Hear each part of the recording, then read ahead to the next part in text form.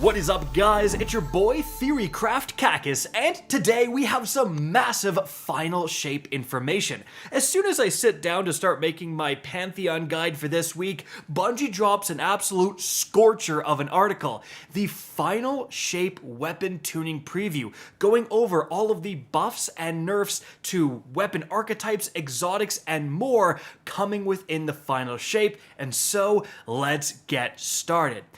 Right off the bat, they talk about weapon archetypes, and there's a very interesting change where they say back in update 6.3.0, we rolled a set of spec mods, so Dragonfly, Surrounded, and Rampage spec, into the base functionality of those perks. So Dragonfly then acted like Dragonfly plus Dragonfly spec, right? And as a result, they removed those weapon mods from the game. Well, they say we're coming for the rest of the spec mods. So, Boss spec, Taken spec, Minor spec, Major spec, and Adept Big One spec are all being removed from the game within the final shape.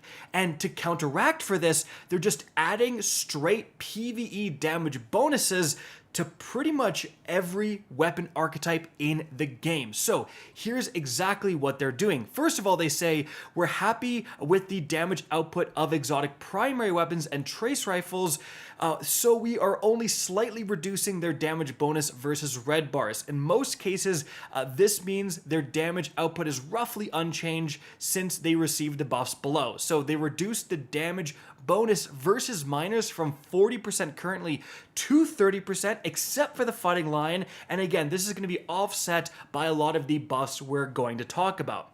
Now, going on to the specific archetypes, here's what they're changing.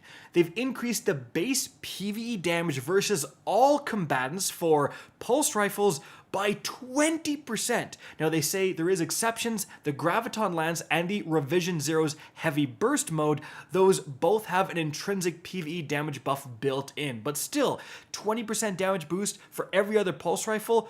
I mean, hey, your Blast Furnace is gonna be cranking in the final shape. Moving on from there, pellet shotguns are getting a 10% damage boost. Exceptions, Legend of Acreus, Tractor Cannon, Conditional Finality, and the Fourth Horseman. They say these are already performing as intended. Then, for slug shotguns, they're getting a 9% damage boost. Fusion rifles, 7%, with the exception of the 1000 Voices. They say it was just buffed. Would have been nice still. All right, we're moving on. Sniper rifles, 7%. The exception is the Izanagi's Burden and the Cloud Strike's Storm. Okay, fair enough.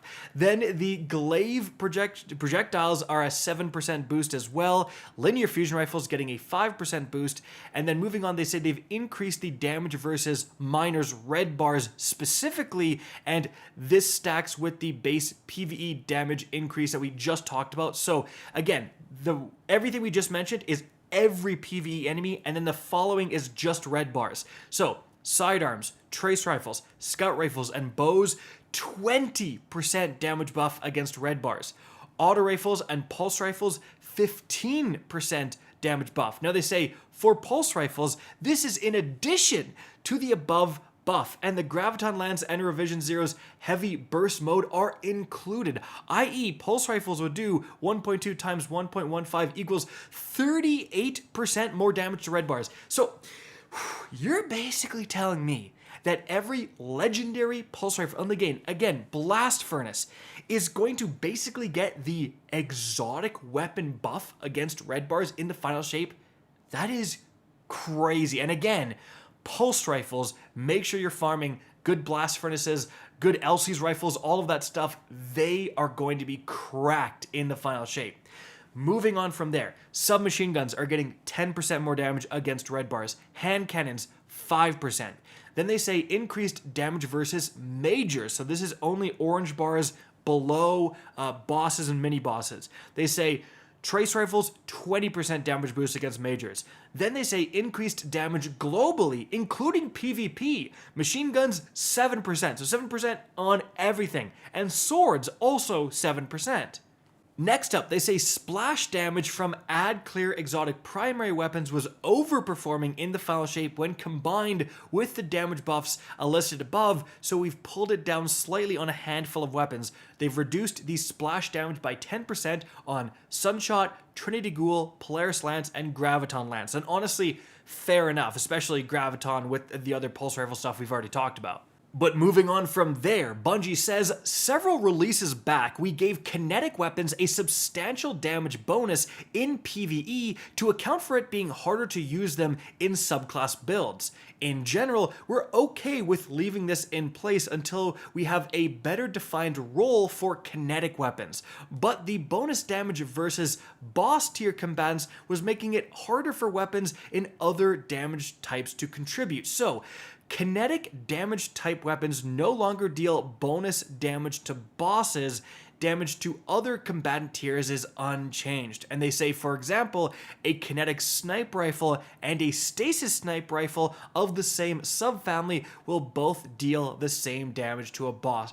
So, definitely that is a nerf to kinetic weapons that were great against bosses. You know, right off the top of my head, something like the Supremacy Snipe Rifle isn't going to be performing as well. So, if you've been just using kinetic weapons straight up over other options, maybe it's time to look at those alternative options because they're going to be doing the same damage. Moving on from there, they also say we've made some quality of life changes to several weapon types. So, they've updated heavy, adaptive, and aggressive burst weapon intrinsic names to match burst count across all weapon archetypes. Functionality is unchanged. So they have 2 burst, which was heavy burst, and this includes sidearms, hand cannons, and pulse rifles. Now, the only 2 burst pulse rifles in the game right now are exotic, and they don't really have displayed intrinsic perks. They have the exotic intrinsic trait. Maybe Bungie is hinting on some legendary 2-round burst pulse rifles coming in the final shape. Like, that would make sense as to why you're making this change now. Moving on from there, 3 burst, well, this was adaptive burst. So this includes sidearms, linear fusion rifles, and adaptive pulse rifles. 4 burst is going to be aggressive burst weapons, which was pulse rifles. Then they've removed the Foundry name from the Viced Rapid Fire, Haka Precision, and Omelon Adaptive Weapon intrinsics. That's interesting. So I guess they're just going to have, like, instead of Haka, whatever the intrinsic trait is called, it's just a new name, because I would imagine this would allow them to put them on non-Haka weapons, right? Moving on from there, for scout rifles, they've updated the hipfire reticle to better show accuracy and aim assist state. And then for hand cannons, some aggressive hand cannons struggle to compete with the stats of the top tier examples, Igneous Hammer. So with Kramil's Dagger and something new returning in the final shape, we've updated their stats. So for Kramil's Dagger in Iron Banner, stability 23 to 31, handling 23 to 31, magazine size 8 to 9, airborne effectiveness 10 to 21. And then the something new, stability 27 to 30, handling 24 to 30, magazine size 8 to 9. Next up, they say low inventory snipe rifles were a little too low for PvE for our liking, so we've increased the minimum.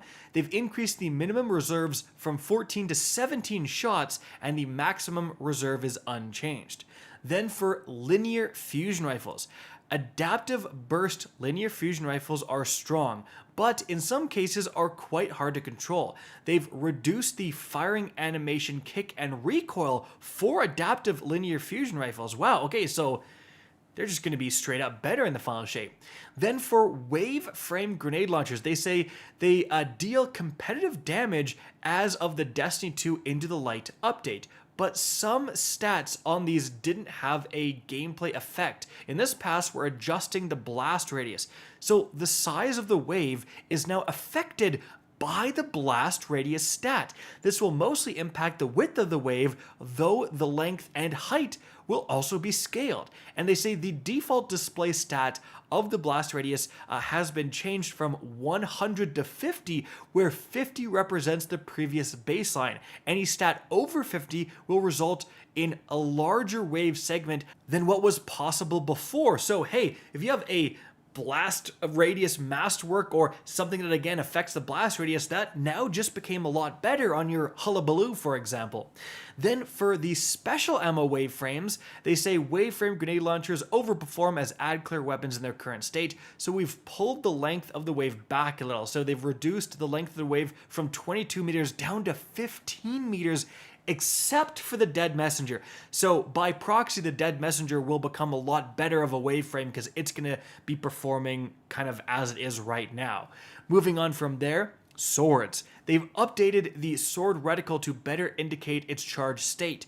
When sword energy is consumed, the amount of delay the sword has before it begins to recharge now subtly appears in the reticle.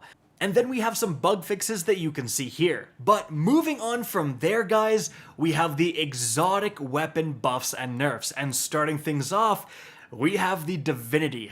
Oh boy. So they say the Divinity's ability to bypass combatant gameplay by generating a weak spot called a cage internally on command has too high an uptime as it stands, particularly with trigger feathering. We're not changing how effective the cage is or how feathering works, but we're increasing how long it takes to generate the cage, which will make it less ammo efficient and less useful against targets that break aim frequently. So they've increased the number of shots required to generate the cage by 75% against combatants, but in PvP it is unchanged. So overall, I would expect the Divinity to still see a lot of play and still see very good.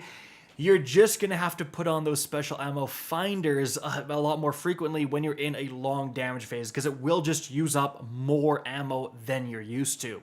Moving on from there, the Rat King. So they've swapped the firing animation to the same one used by other auto-fire sidearms. So it might be like easier to control actually.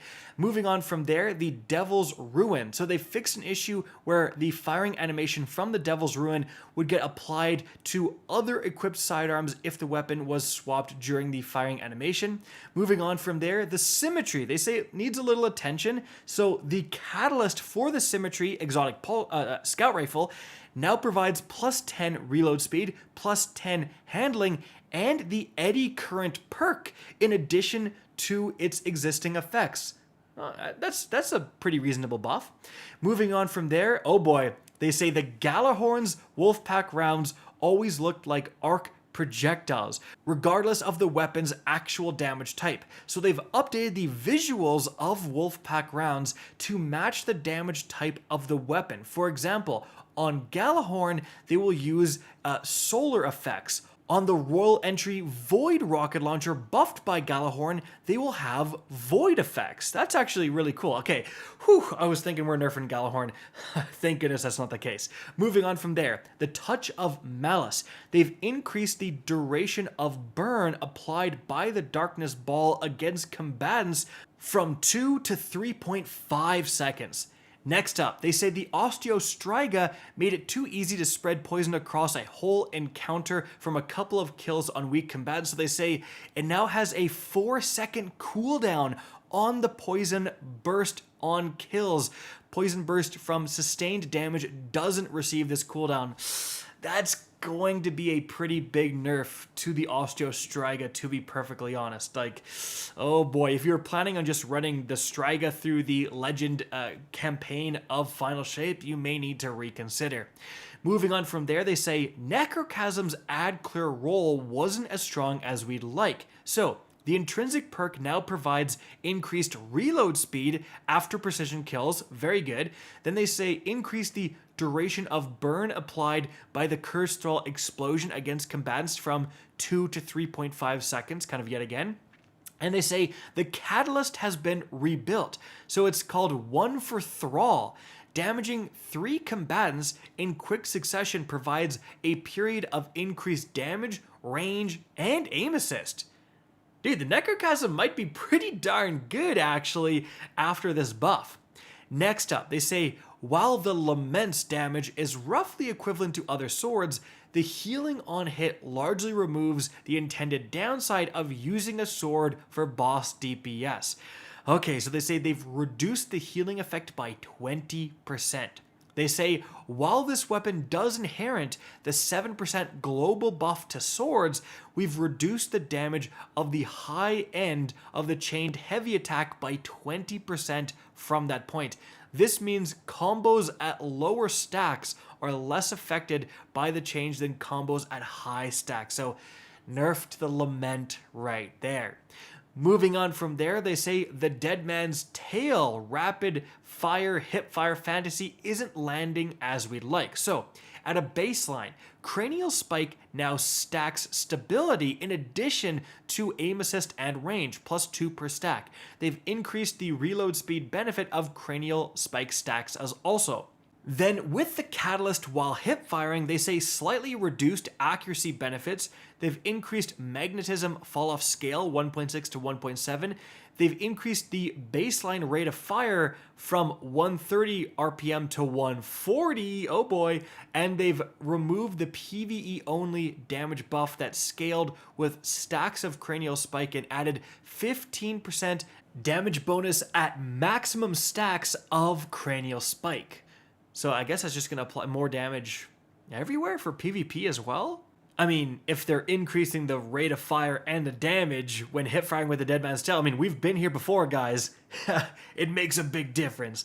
Moving on from there, they say the colony's fantasy of spawning self-replicating insectoids was something we've wanted to juice for a while now. So, the colony now spawns additional insectoid robots on final blows, and more robots up to 5 spawn from tougher combatants. So you're telling me I shoot a colony, it kills, a red bar, an acolyte, it's going to spawn another colony projectile to go and kill something else? That could be really good, actually. Moving on from there, the Truth has fallen far behind other exotic rocket launchers, so they're increasing the area of effect damage such that it doesn't lose noticeable damage due to it not dealing impact damage. They don't say by how much, but it's just going to deal a lot more damage. They also say they've increased the total reserves by 3.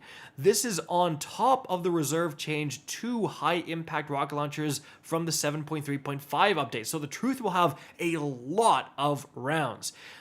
Moving on from there, the Queenbreaker's damage output is outpaced by legendary fusion rifles, so to combat this, they've increased damage versus bosses, mini-bosses, champions, and vehicles by 12% and increased the reserve ammunition by 3%. After that, they say for the Cerberus +1, Focus Fire will now activate on special reloads following a kill and will no longer reduce the rate of fire. Okay, so that's going to change how things work significantly. Now you're going to be able to get a kill, special reload, you get that much tighter spread, but you don't lose any rate of fire. Like, the damage output is going to be significant when you're doing that. Moving on from there, they say, in a world where Bastion has competition for a fusion rifle in the Kinetic slot, they're going to rework the Saint's Fist perk. So now with the Bastion, dealing damage with melee increases your charge rate, damage, and reload speed for a short duration. Landing a majority of pellets in a burst will increase your melee damage. So it's a fusion rifle that goes into a melee build? I mean, I wonder how good it would be on, for example, a Strand Berserker Titan. Like, would you be replacing a 1-2 punch shotgun with the Bastion? Depending on how much melee damage you get from landing a burst, it could actually be good because, you're not just buffing your melee. When you do deal melee damage, you're buffing the weapon as well. So I'm excited to try that out. Moving on from there, the Ariana's Vow. So they say, breaking a matched shield or piercing a champion's barrier will cause the target to ignite. Interesting. Then Deterministic Chaos didn't have a clear niche when it shipped, so we've redesigned it to be an anti-champion and weakening powerhouse. So they say, This weapon is now intrinsically anti-barrier. That's always a good thing.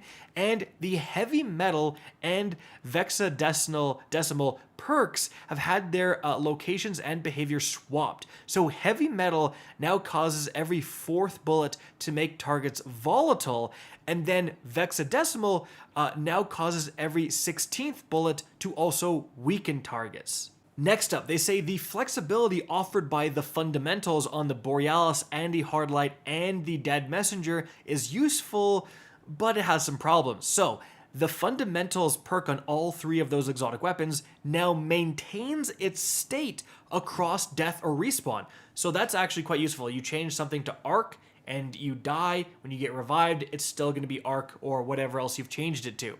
Moving on from there, guys, we have weapon perks. So, first of all, Alacrity is working in solo activities as intended, but is too strong with 100% uptime in PvP, so it no longer works in Rumble. Then, Archer's Gambit has been brought down a bit so it can be used on legendary weapons. Now, for those of you who don't remember, unlike me, like I didn't just literally look it up on light.gg, the Archer's Gambit came on the Hush Pinnacle Bow, and what it says is that hipfire precision hits grant a massive draw speed bonus for a short duration. The nerfs it's getting is that reduced draw time buff from 66% to 60%, and they've reduced the buff duration from 8 to 4 seconds, but it can now be stacked up to 8 seconds.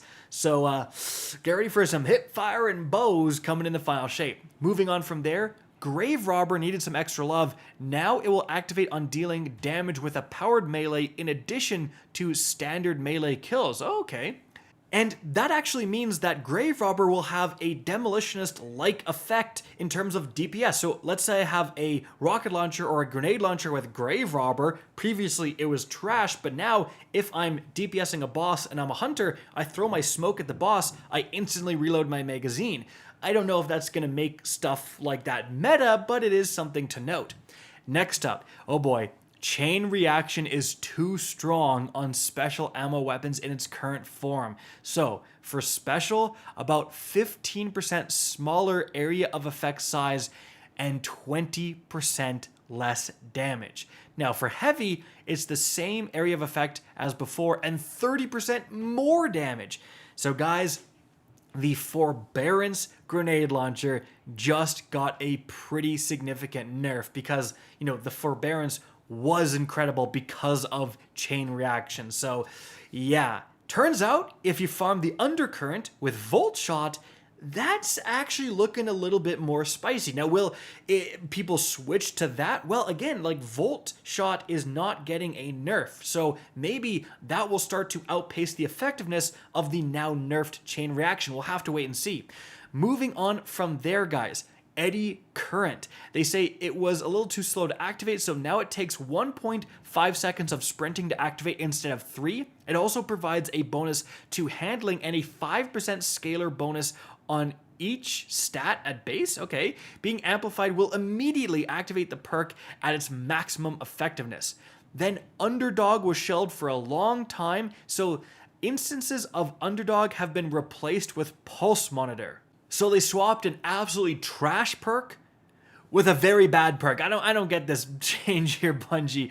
Moving on from there, they say Osmosis and Permeability have some interesting build crafting potential, but they need a bit more. So these no longer drop off when pulling out a ghost or similar actions, and now they partially refill the weapon's magazine on activation? Okay, that's a little bit interesting. Then they go on to say the previous chill clip change hurt slow rate of fire weapons disproportionately and left rapid fire fusions as the best option. So they've adjusted the number of slow stacks applied based on the properties of the weapon. So in this case, rapid fire fusions like Riptide will still require 3 shots to freeze, but slower firing fusion rifles will only require 2. All other archetypes have been unnerfed and only require 2 shots to freeze. Okay, so if you have a chill clip rocket launcher, it finally got a lot better. And a chill clip anything else, aside from rapid fire fusion rifles, are going to be a lot more viable. Next up, for the perk High Ground, they say its functionality wasn't delivering on the concept strongly enough, so they've reworked it to provide a stacking bonus when getting kills in any context, just like Rampage, or instantly granting the maximum amount of stacks when damaging an enemy from high ground. So they say the PvE max bonus increased to a 25% damage bonus, and PvP max increased to 15%. Now, moving on from there, the Killing Tally perk on the original 21% Delirium machine gun has been updated to match the version found on random rolled weapons. They say perks that currently match your equipped subclass have been changed to as follows. Osmosis and Tessellation now match the damage type of your equipped grenade, and then Permeability and Elemental Capacitor now match the damage type of your equipped super. Now, the reason they're doing this, guys, is of course because of Prismatic coming within Final Shape, right? Like, so perks like that, you equip a stasis grenade, Osmosis will be a stasis effect. That's pretty important. Moving on from there, Deconstruct had a variety of issues that cropped up when it started to appear on AoE weapons. It's been updated to address bugs and prevent exploiting ammo generation. Now it refills from reserves instead of thin air and should trigger more reliably across weapon types. So Deconstruct had its time in the sun, and it's already getting a little bit of a nerf. Then the very final section, guys, massive video, but we're at the end here. The future. Bungie says, now that we're largely happy with weapon damage in PvP, we're going to move the PvP specific tuning out of the game modes and into base weapon tuning in the future. This will give us the ability to fine tune damage per weapon subfamily, example on precision hand cannons instead of all hand cannons, and we also have some big system changes we're working on for a future release, including redesigns of the PvP and PvE ammo economies, including more player choice into weapon mods and more new weapon types. And they conclude with, that's all for today. We hope these changes will help you better understand how your arsenal will fare once the final shape arrives on June 4th, and that you can better prepare your loadouts for the new raid. Be on the lookout for another Sandbox-focused article coming on May 22nd about abilities and exotic armor. That should be a very spicy one. And so, guys, that's it for the video. I hope you enjoyed and found this informative. If you did, please remember to help me out by simply rating and especially sharing this video. If you guys want to see more Destiny 2 content similar to this, don't be afraid to slap that subscribe button. If you want to get in touch with me and keep up to date with the latest channel activity, the best way is to follow me on Twitter at RickCactus. That is linked in the description down below. Again, I hope you enjoyed the video, and as always, have a good day.